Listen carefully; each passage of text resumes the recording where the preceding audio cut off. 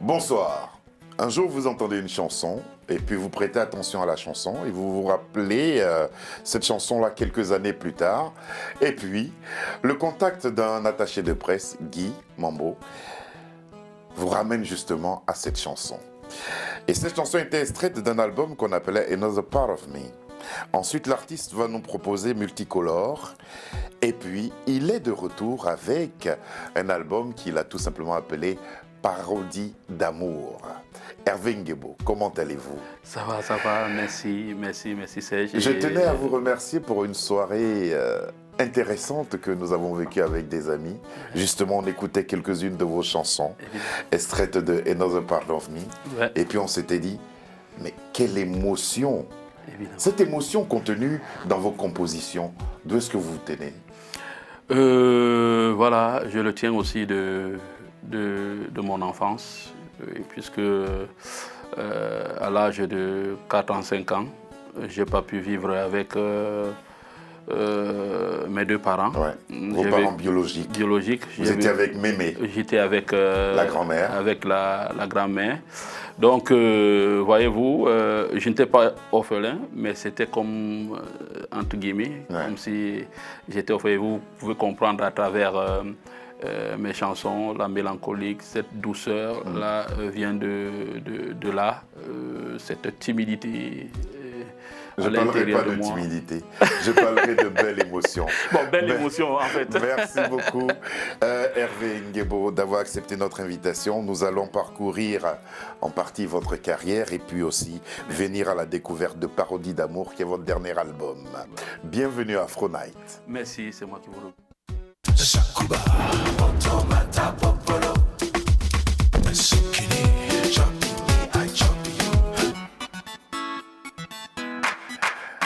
On va vivre une scène qui va rappeler un peu, je pense que cette scène contient votre parcours. Répétition, concert, festival manqué, crise de la Covid, concert et festival au Japon reporté, mais il faut que ça se fasse en ligne. Voici ce que ça donne.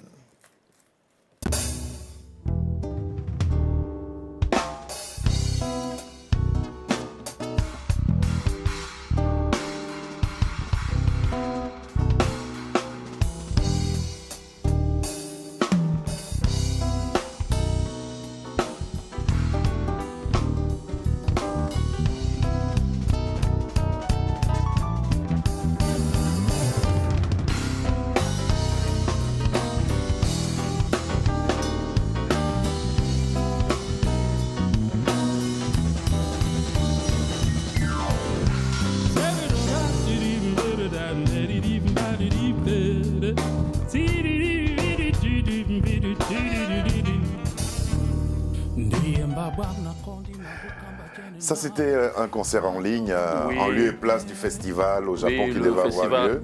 KMG qui effectivement a eu lieu, mais les musiciens se sont exprimés juste en ligne. Vous savez, avec ce fameux virus qui nous a fait tous défaut. Voilà, donc c'était le festival KMG au Japon. Le dispositif dans lequel vous êtes me rappelle aussi les répétitions. Oui, les répétitions. Les répétitions. Aussi, ouais. Il est dit quelque part que vous montez un peu au-dessus des clôtures pour voir répéter les sans-visa.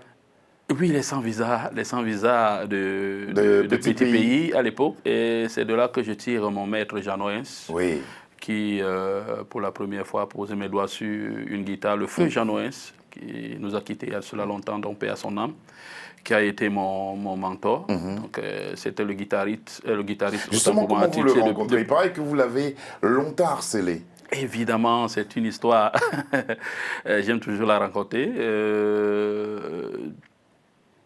Il ne faisait pas attention à vous? Non. Lui, c'était le guitariste de Petit Pays à l'époque. Et voilà, et nous, on affectionnait tout l'orchestre des Sans-Visa, puisque c'était le seul orchestre à l'époque qui montait. Voilà. Et c'était lui le guitariste de Petit Pays. Et nous avions un groupe à l'époque de 3 gamins. Le batteur Aoussa Drums, Babi Bass, qui est devenu pasteur. Et moi-même. Donc les deux s'essayaient déjà. Aoussa, lui, il jouait un peu de la batterie déjà. Baby Bass, lui, un peu de la basse. Et puis moi, j'étais chanteur, juste chanteur et percussionniste. Il n'y avait pas de guitare, il y avait la percussion. Et percussionniste. Et tout le temps, quand on allait dans les cabarets, on avait défaut de guitariste. Il fallait supplier un grand frère à l'époque. Mais le grand frère de l'époque jouait avec des enfants comme nous, donc ce n'était pas évident. Et de comment encore, on s'est dit, voilà, il faut que tu trouves un maître à la guitare. Et nous sommes allés supplier donc Jeannot Hens. Ça n'a pas été du tout facile. Il fallait que je me lève à 5, 6 heures. J'étais devant sa porte. J'essayais un peu de balayer. Je prends un peu les petits bidons. Je m'en vais puiser de l'eau. Et je me souviens un jour, sa femme lui disait dans la chambre que mais, ce petit-ci, est-ce qu'il a... Il est là chaque fois à 6 heures. Est-ce que tu trouves ça normal? Moi, je crois plutôt que c'est un enfant de la rue. Voilà, donc elle se méfiait un peu. Et Jeannot Hens lui disait que lui-même, il est passé par là. C'est l'envie. C'est l'envie et la passion pour la musique. Ouais, je ne veux pas lui mettre les doigts sur la guitare. Il doit d'abord me prouver son envie. Et c'est comme ça que pendant 2 mois, jour pour jour, j'ai fait cet exercice-là et un bon matin, il m'a dit prends le cahier, prends le brick, prends la règle et on y commence. Voilà.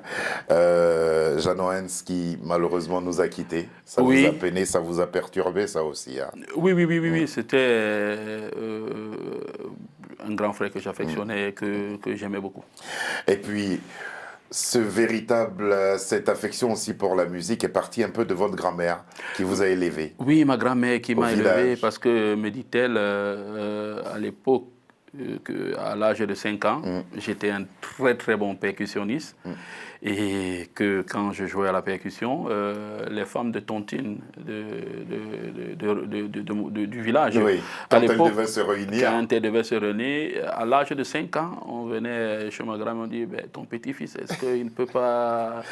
On a besoin de lui. Donc cet amour pour la musique, je le tiens depuis longtemps. Comme je dis souvent, c'est la musique qui m'a accepté. Hervé Nguebo, il y a quelque chose qui m'a marqué quand j'ai parcouru votre dossier de presse. La musique vous réconcilie avec votre père. De quelle façon? Bon, vous savez que à l'époque, c'était pas du tout évident qu'un parent accepte que son enfant soit artiste. C'est aujourd'hui que ces choses sont révolues et puis c'est un peu plus clair. Mais à l'époque, chaque parent comme ça aspirait pour son fils des bonnes études et tout. Mais moi, j'ai été appelé par la musique, parce que moi je le dis souvent, c'est quand tu cours derrière la musique que ça devient un peu plus difficile. Mais quand tu es appelé par la musique, tout ce que tu fais est évident et très très facile. Donc ma réconciliation avec mon père, lui il n'y croyait pas, parce qu'en même temps, retraité, il était rentré au village et voilà, c'est des gens qui venaient dans mon village, parce que je suis originaire du littoral, mais du Mungo, un petit village appelé Mboroku, dans l'arrondissement de Melon. Un village n'est jamais petit. Voilà. Donc les gens qui venaient, parce que c'est un village aussi touristique, voilà, et les gens venaient au village toutes les fois, on dit, bon, il y a un célèbre artiste, Hervé Nguebo, on a dit qu'il est de Mboroku, et sa maison c'est où? Donc les gens cherchaient ma maison au village, et c'est là où mon père il a commencé à comprendre que... Il a commencé à comprendre. Voilà. Et en tout cas, vous avez fait de la musique de qualité. On va vous entendre sur 3 chansons. Wassalondo, Munamuto et Osoka. On regarde.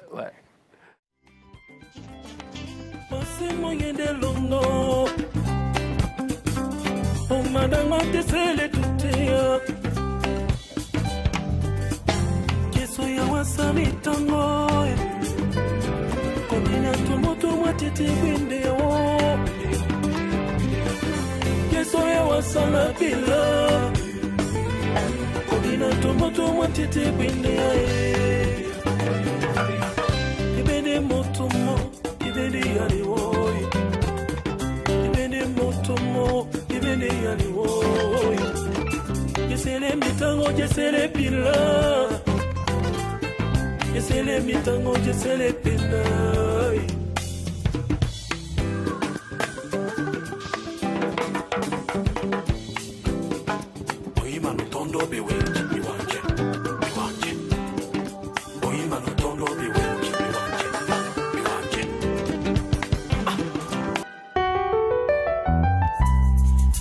Na na na na na na. Na na na na na na na na. Oh yeah yeah. Oh night. Tim Selemba mulema mami. Tim Selemba mulema mami. Tim Selemba mo. Yeah. Imabwami na kondi mabuka majene nawe na pepe amutu. Tim Selemba mo. Muna mutu. Imabwami na kondi mabuka majene nawe na pepe. Umulema. Muna mutu. So Tim Selemba mulema mwami. Binambamo na usanewa nina manumbea wa mabongo nikanyese nisi bodiwa uditopo na uja topo owasa tengenemba wenge wa mbote ya ndemba tolisisi mapena bote ya wapeti Ponse to kote mongele mongo anonimuna Antebana madiawa Ebana yenai Esoka ya mumina mato yebonde wasambla Mbela toyo singe Isi mabusa yuji Ponse to kote longe longo anonimuna mbale Antebana madiawa. La vanité, l'obsession de l'homme face à la beauté féminine, la discrétion pour résoudre les problèmes de couple. Ouais. C'est le quotidien que vous racontez dans vos chansons. Je m'inscris comme un peintre de la société. Vous savez que l'artiste ne chante que ce qu'il voit et parfois ce qu'il vit. Alors, Enosa Part of Me, c'est un album qui va débuter une autre de vos carrières. Oui, parce que... Comment vous êtes arrivé justement à revenir? Parce que cette musique-là, c'est ce que vous proposez au départ de votre carrière. Oui, c'est ce que je propose au départ. À l'époque, voilà, pour la petite histoire, j'avais un manager, M. Jean-Marie Hubert, il travaillait pour le compte des Alliances Franco, un blanc, qui travaillait pour le compte des Alliances Franco-Camerounaises au Cameroun. Et voilà, c'est lui qui me soutenait dans cet élan-là. Vous savez que dans les années 93-94, le Makossa était encore avec toute sa puissance. Et voilà, le style de musique de ce genre était un peu incompris. C'est avec la venue de Donny Elwood, que vous connaissez bien, Henri de Conguet, et plus tard Richard Bona, que les gens ont commencé bien à comprendre que les musiques douces, les musiques acoustiques ont leur place. Voilà. Mais avant ça, voilà, pour... La petite histoire, j'ai tout fait parce qu'avant 2012-2013, Another Part of Me, j'ai 5 albums de variété où j'ai représenté comme ça, oui, Cartouche, avec le Quartier Show international, voilà, du Ndombolo, du Makossa, du Mangambe, du Bikutsi. Et vous arrivez sur scène de reprendre des chansons aussi de cette époque-là? Je ne peux pas me départir de cette époque-là. Il arrive sur scène qu'au Cameroun, les gens crient partout dans la salle, oui, bon, tu as tout chanté maintenant, mais nous aussi le Quartier Show et tout. Bon, je suis parfois obligé de revenir sur ces musiques, mais revu sur une autre... Il y a des fois où un album peut changer la carrière et la trajectoire d'un artiste. Oui. Ça a été votre cas avec Another Part of Me? Oui, avec Another Part of Me, un album que j'affectionne particulièrement, qui a eu la satisfaction de tous les fans et de tous les grands frères que j'estime bien, Etienne Mbappé, Richard Bona lui-même, Guy Sanguet, tous ces grands artistes et le papa Manu Dibango, le feu Manu Dibango qui, à travers cet album, m'a reçu, m'a convié à un dîner. Voilà, donc il est arrivé au Cameroun, il a dit voilà, j'écoute Hervé Nguebo, et je veux là, et puis c'est pas le canal du patriarche artiste Henri Ndjo, voilà, que j'ai pu rencontrer le feu Manu Dibango. Vous semblez béni des dieux de la culture. Voilà. Et puis après Nos Part of Me, vous allez attaquer une autre aventure qui va s'appeler Multicolor. Multicolor. Quel est le lien et quelle est la comparaison que vous faites entre ces deux albums, et Nos Part of Me et aussi Multicolor? Bon, Multicolor et Nos Part of Me, c'était un coup d'essai, un coup de maître. Mais pour ceux qui me connaissaient dans, je peux dire, l'autre côté de moi, voilà, Another Part of Me est un album qui a eu une cassure qui un virage à 90 degrés. Ouais. Beaucoup de personnes ont été surpris, ceux qui me suivent depuis 93 et dans d'autres façons, en fait, dans d'autres registres, ont été très émerveillés et très surpris au point où beaucoup disaient que non, on ne pense pas que c'est Hervé qui a composé tous ces, voilà, qui a composé tous ces titres-là. Et voilà, c'est un album de 13 titres à l'époque. Et je suis revenu donc avec Multicolor. Ouais, pour dire à tous mes fans que tout ça a été prémédité. Ce n'est pas le fait du hasard. Désormais, vous allez me retrouver sur ce registre-là. C'est quelque chose qui a été mûrement pensé et réfléchi. Et c'est une démarche artistique. Voilà, et dans cet album, j'ai exprimé, voilà, toutes mes qualités d'artiste et de musicien, avec l'afro-jazz, l'afro-pop et même le mbalax que je suis allé enregistrer au Sénégal. Justement, le mbalax. Vous allez nous expliquer pourquoi vous avez fait ce choix-là. Oui. Et puis ce clip, il est beau. Ouais. Les couleurs sont belles. Merci. Et vous-même, vous étiez très épanoui en le faisant. Oui. Voici venu Loba. Loba.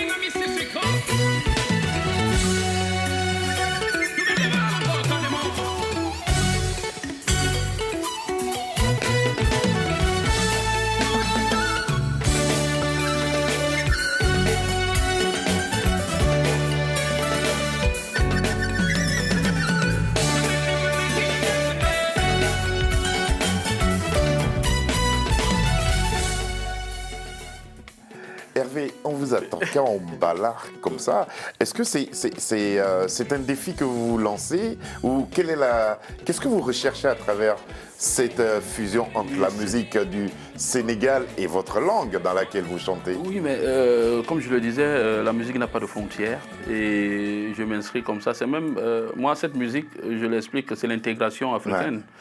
Le partage des cultures. Mais justement, est-ce qu'au Cameroun, on retrouve des sonorités pareilles? Oui, on retrouve des sonorités pareilles parce que quand vous entendez le fond, il ressemble aussi à un rythme de chez moi, de l'ouest du pays, qui s'appelle le Samali. Et voilà, donc c'est une fusion, c'est un métissage. Et je pense que c'est même ça l'intégration africaine. Il ne faut plus que... c'est-à-dire que chacun se renferme dans sa culture. La musique, elle est ouverte. Il faut s'ouvrir. Voilà, elle est ouverte. Et puis voilà, j'adore cette musique sahélienne. Et vos fans ont bien apprécié. Hein? Oui, merci beaucoup. Ils ont bien apprécié. Alors maintenant, une question un peu plus personnelle. Ouais. Qu'est-ce que l'artiste ressent? On va voir 2 photos. Ouais. Quand, par exemple, là, vous êtes récompensé par le peuple, parce que c'est le peuple qui... Oui, ça c'est voilà, la 10e édition, la plus grande récompense de musique au Cameroun. On reconnaît la plus grande cérémonie, Pierre, Pascal Pierre, et le prix a été remis par Roger Mila. Oui, oui, c'est une consécration d'un travail durement abattu, un climat de satisfaction, à savoir que tout ce que je fais ne passe pas inaperçu. Et puis ça m'encourage et puis ça me réconforte pour l'avenir. Et puis, quand on sait qu'au sommet de l'État même on vous entend et on vous écoute, qu'est-ce que ça fait? Le président Paul Biya et son épouse. Oui, j'ai été invité, comme ça, j'ai eu l'honneur d'être invité par Madame Chantal Biya. Ouais. Voilà, et... Parce que j'ai passé un peu, après l'album Another Part of Me, j'ai passé des moments très très difficiles où les gens pensaient que j'allais quitter le monde, mais grâce à Dieu, j'y suis. On ne s'était pas encore rencontrés, vous n'aviez pas le droit. Voilà, et j'ai eu l'honneur comme ça d'être invité par la première dame qui adore beaucoup la culture, qui adore les artistes. Voilà, et ça a été un réel plaisir. Et ce jour-là, on a essayé de dialoguer. Elle m'a demandé, j'ai entendu que tu étais souffrant, que tu étais malade. Et s'est intéressé à l'humain. Voilà, et puis je me suis dit que ça, c'est un travail durement abattu. Si même au sommet de l'État, on essaye de... Parce que ça c'était... voilà, ma petite maladie, moi je croyais qu'elle était secrète, mais elle était plutôt entendue jusqu'au sommet de l'État. Donc ça m'a fait plaisir qu'on prenne comme ça. C'est la preuve aussi que vous travaillez super bien. Je t'attendrai, ma raison de vivre, reviens me voir, ma douleur, les dos, je te ndolo, ne t'en va pas. Pourquoi un album tout en français? Voilà, ça a été un concept parce que je suis un arrangeur de studio, un auteur-compositeur, mais aussi arrangeur. Et j'écris des chansons aussi pour plusieurs artistes. Voilà, à mon actif, j'ai accompagné plusieurs artistes camerounais, je pourrais dire 95% des artistes camerounais. Oui, et même des Ivoiriens. Oui, des Ivoiriens, en studio comme en concert. Et voilà, j'ai signé aussi plus de 3000 chansons en tant que guitariste dans des chansons, des œuvres qui sont sorties. Et voilà, je compose en français, mais comme j'aime chanter en dialecte, quand je compose, je garde. C'est un exercice, c'est le même exercice, voilà. Ou bien c'est difficile? Chanter en français et chanter en langue. Chanter en langue pour moi est plus facile. Chanter en français, oui, je compose aussi en français, mais je me disais que, bon, c'est pas tellement dans mon registre de souvent chanter africain, parce que nous sommes des Africains et nous nous plaçons comme ça au carrefour du donner et du recevoir, c'est-à-dire qu'est-ce que nous, l'Africain, nous apportons aux yeux du monde, et j'aime chanter en langue pour promouvoir comme ça nos langues, la langue n'étant pas un frein à la musique, voilà. Donc voilà, et puis j'ai fait cet exercice de sortir ce maxi single de 6 titres. De 6 titres. De 6 titres typiquement chantés en français. C'était un exercice. Et puis les mélomanes, tout le monde l'a plutôt bien accueilli. La preuve, on va entendre et voir avec beaucoup de plaisir d'ailleurs, dans une superbe réalisation. Reviens me voir, signé Hervé Nguebo, et cet extrait de son album, le tout dernier qui s'appelle Parodie d'amour.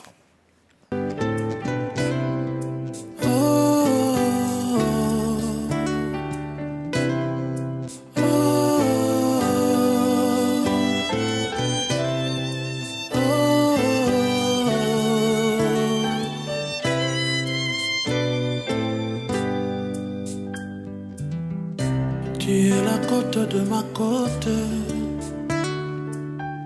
Je veux partager mes jours avec toi. Où es-tu? Reviens me voir. Où es-tu? J'ai soif de toi.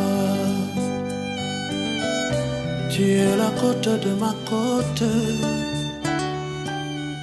Je veux partager mes jours avec toi. Où es-tu? Reviens me voir. Où es-tu? J'ai soif de toi.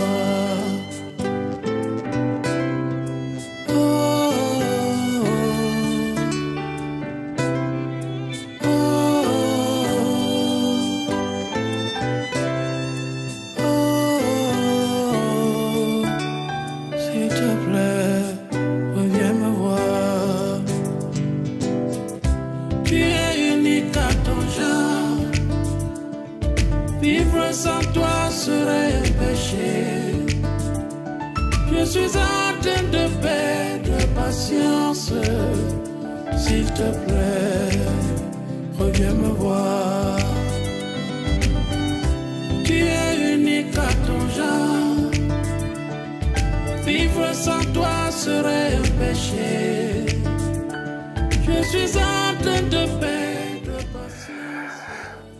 Parodie d'amour. Pourquoi parodie? Pourtant, ce que vous dites concerne un peu tout le monde. Oui. Et puis, pardon, c'est une chanson que j'aimerais dédier à Lucie, avec quelques jours de retard, car c'était son anniversaire il n'y a pas très longtemps. Elle revient me voir. Bisous, Lucie, reviens nous voir. Ouais. Elle est tout le temps là, pourtant. Oui. Oui, moi... Bon, pourquoi parodie d'amour? Oui, les gens me l'ont posé cette question.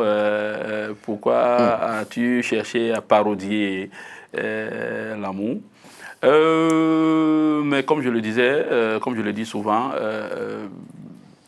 c'est ma façon de voir les choses. Ouais. C'est ma façon de concevoir les choses. Vous ne prenez pas les choses très au sérieux. Très au sérieux. Moi, je pense que, voilà, je ne prends pas les choses au sérieux. Je pense que l'amour aussi, c'est de l'amusement. L'amour, c'est de l'amusement. C'est...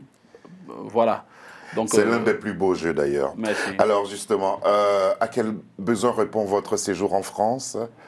Oui, des concerts, des rencontres, des rencontres, des showcases, parce que durant comme ça 2 ans, j'ai pas pu bouger et tous ces albums, les 2 derniers ont été composés pendant l'arrivée du Covid. J'ai pas eu comme ça à affronter mon public de la diaspora et mon public du monde. C'est l'objet pour moi de cette tournée européenne, de me rapprocher près de mon public, mais qui me connaît sur les réseaux sociaux, mais physiquement, qui ne connaît pas très bien, parce que beaucoup de gens me posent la question toutefois, Ervin-Guébo, tu chantes très bien, mais tu es très rare. Et voilà, donc c'est un exercice qui a commencé, je pense que ça va durer. Merci déjà de me donner la visibilité sur cette chaîne. C'est ce que j'ai voulu faire pour cette tournée, me rapprocher plus de mon public. Merci beaucoup Hervé. On sent que vous avez beaucoup à dire. Oui. On se retrouvera à une autre occasion, mais pour l'instant on va retenir que l'album, le tout dernier, c'est Parodie d'amour. Et puis avant cela, il y a eu Multicolore, qui est un superbe album aussi, sans oublier celui-là même qui vous ouvre les portes de cette carrière que vous menez bien, Another Part of Me. Tapez sur tous les réseaux sociaux, Ervin-Guébo, tout court sur ma page officielle, posez-moi toutes les questions que vous voulez, et sur ces réseaux sociaux, vous aurez mon actualité, en temps et en heure. Merci beaucoup. Cette émission a été réalisée par Sabir Gaïb, Lucie Dion était à ses côtés, à qui nous disons encore joyeux anniversaire, et puis Fiona Nang et Marie nous ont aidés à la préparation de cette émission que nous avons présentée avec, j'avoue, beaucoup d'émotion face à l'artiste que vous êtes, Ervin-Guébo. Merci beaucoup. Merci Serge, merci. Et puis, on se retrouve demain. À bientôt. Tu es unique à ton genre. Vivre sans toi serait un péché. Je suis atteint de paix, de patience. S'il te plaît, reviens me voir.